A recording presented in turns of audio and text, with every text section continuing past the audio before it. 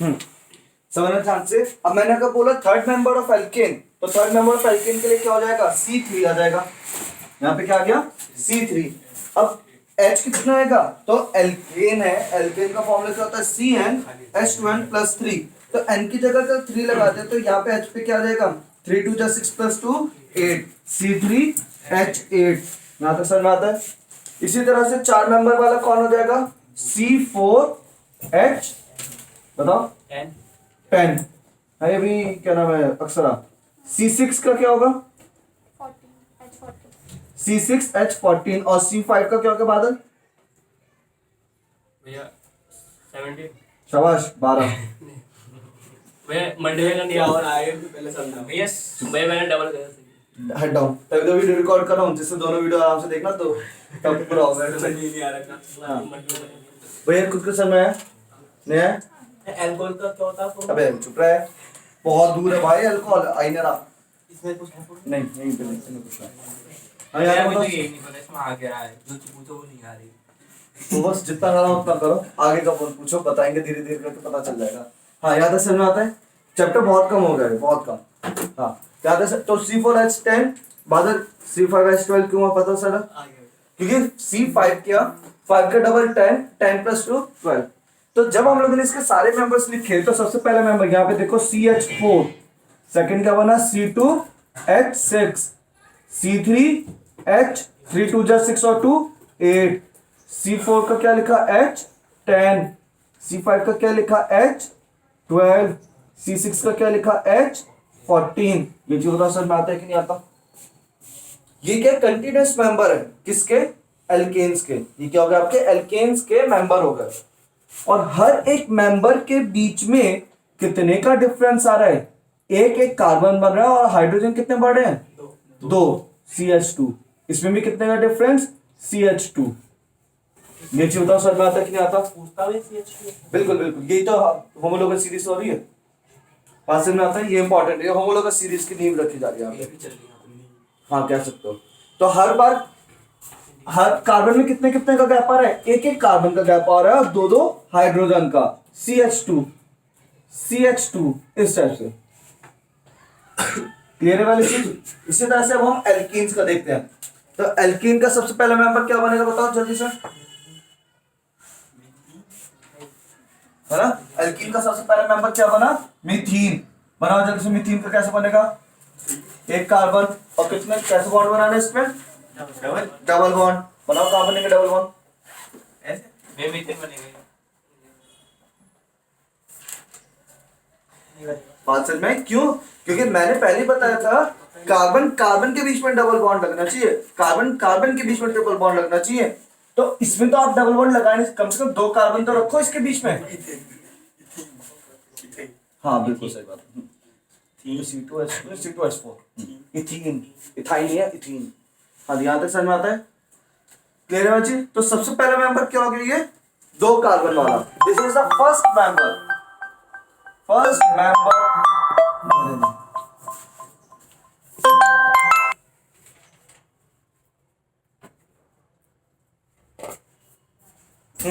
तो ये क्या हो गया, फर्स्ट मेंबर हो गया। तो फर्स्ट मेंबर कौन हो गया, अगर हम फर्स्ट मेंबर की बात करें, तो फर्स्ट मेंबर क्या हो गया, दो कार्बन। दो कार्बन पे ही डबल बॉन्ड लग पाएगा, उससे पहले कोई नहीं। इसमें फर्स्ट मेंबर सिंगल कार्बन का था, लेकिन एल्कीन्स टॉपिक का चल रहा है यहाँ पे, एल्कीन्स। एल्कीन्स में फर्स्ट मेंबर कौन बन गया, दो कार्बन वाला। और दो कार्बन वाला क्या हो जाएगा आपका, 2 3। अब यहाँ पे कितने हम बात करेंगे, इस कार्बन पे दो वैलेंसी पूरे, तो कितने और लगेगी इस पे, दो। इसमें भी दो हाइड्रोजन और लगेंगे, तो ये क्या बन जाएगा, C2H4। और इसका नाम क्या रखा जाएगा, दो कार्बन है तो एथ, और डबल बॉन्ड है तो ईन, एथीन। बात समझ में आती है कि नहीं आती है, क्लियर है, समझ में आ गया। ऐसे सेकंड मेंबर कौन होगा इसका, अगर सेकंड मेंबर की बात करें, तो भाई फर्स्ट मेंबर ये था, तो सेकंड मेंबर कौन हो जाएगा, तीन कार्बन का, जिसमें तीन कार्बन लगा दिए, जिसके एक के बीच में क्या लगा दिया, डबल बॉन्ड, बाकी के बीच में सिंगल बॉन्ड। यहाँ पे कितने का हाइड्रोजन लगेंगे, एक दो। यहाँ पे कितने हाइड्रोजन लगेंगे, एक। यहाँ पे कितने हाइड्रोजन लगेंगे, एक दो तीन, एक दो तीन, 4 5 6। तो ये क्या बन गया आपका C2C3H6। बात समझ में आती है। और इसका नाम क्या हो गया? प्रोपीन। यहां तो बताओ समझ में आता है कि नहीं आता?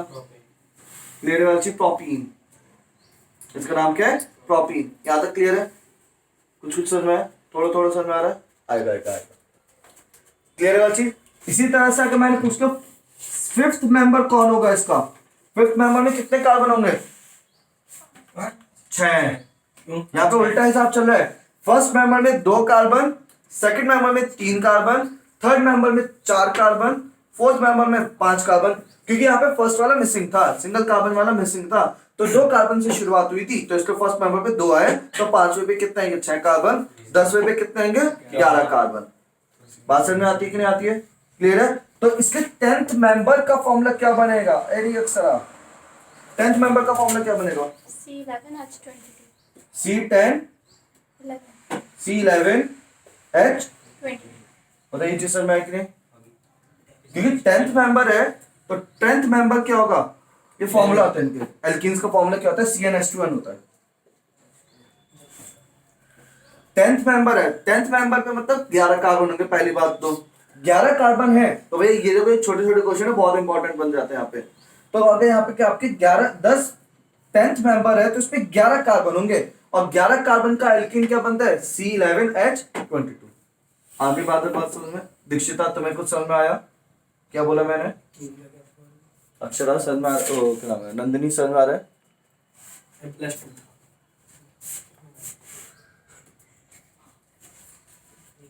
ये चीज है।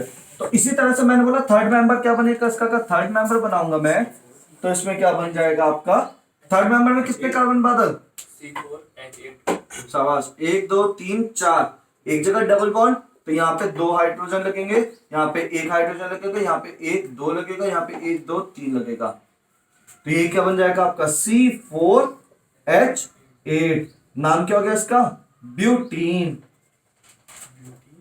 तेरे वाली चीज समझ में आता है? पूछने लो। वे यहाँ पर ये एक ही डबल बॉन्ड की होगा, ये चीज नहीं समझ आ रही है तो है, एक ही में है यार। 2 डबल बॉन्ड नहीं लगा सकते हम लोग, वो अलग नोमेनक्लेचर है, उसका नामकरण अलग तरीके से किया जाएगा। 2 कार्बन 2 डबल बॉन्ड हो जाता है तो अलग केस बनता है, 3 कार्बन बॉन्ड हो गया तो अलग केस बनेगा। बात समझ में आती है? वो भी हम बताएंगे धीरे धीरे करके। नोमेनक्लेचर अपने आप में 3 दिन का चैप्टर है, 3 दिन का पार्ट है नोमेनक्लेचर। अभी तो सिर्फ एक छोटा सा पार्ट बताया कि भैया अल्कोहल्स, कार्बोक्सिलिक एसिड आगे आके पता नहीं, इसमें काफी सारी चीजें ब्रांचिंग आएंगी। वो कट गया सिलेबस से, लेकिन तब भी करवाना पड़ेगा उसको, क्योंकि नहीं तो आपको आइसोमर समझ में नहीं आएगा। तो पूरा अच्छे से नहीं कराएंगे, लेकिन बेसिक करा देंगे, उसको समझ आ जाएगा आपको। हाँ नहीं, बोलो आइसोमर है। बोलो।